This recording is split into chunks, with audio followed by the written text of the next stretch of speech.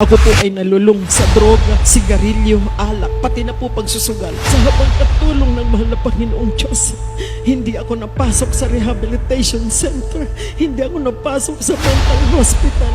Sa pamamagitan ng banal na ministeryong ito, naging normal ang pag-iisip ko. Pinagaling ako tuluyan ng pinakamamahal na Panginoong Jesus. 1994, natatandaan ko pa po. Habang hawak ko sa isang kamay sigarilyo, sa kabila, tasa ng kape, tumingin ako sa langit, lugmok na ako noon. Ang sabi ko, Diyos ko, pagalingin mo lamang po ako.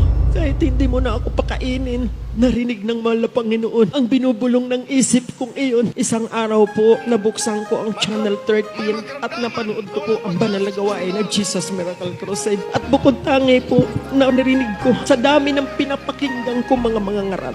Ang mahal na Pastor Wilde Estrada Almeda lamang narinig ko na nagsabi na sa ministeryo ng Jesus Miracle Crusade International Ministry, lahat ng uring karamdaman ay gumagaling. Kaya po ako'y nagpasya na hanapin ang banal na gawaing ito. Ang malungkot na bahagi doon, bago mag-isang taon ako sa Jesus Miracle Crusade, dahil na rin po sa kahirapan, ako'y muling bumalik po sa club. Doon na po ako na-diagnose na ako po ay may ovarian cancer. Doon ko na rin po nalaman na namamaga na yung aking puso at ay Abdulapay.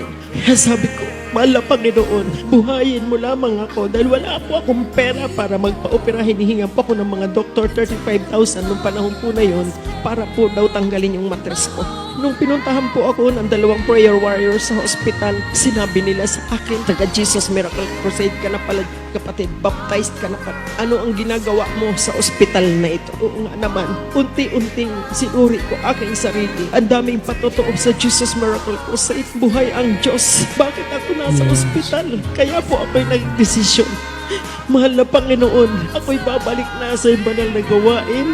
Kahabagan mo ako at ako'y paglilingkod na sa iyo ng tuloy-tuloy. Sa habag at tulong po ng ating dakilang Diyos, sa unang dalangin po ng ating pinagalang mahal na Pastor, sa kanila pong mga counseling sa akin, lalo na po ng ating beloved assistant pastor.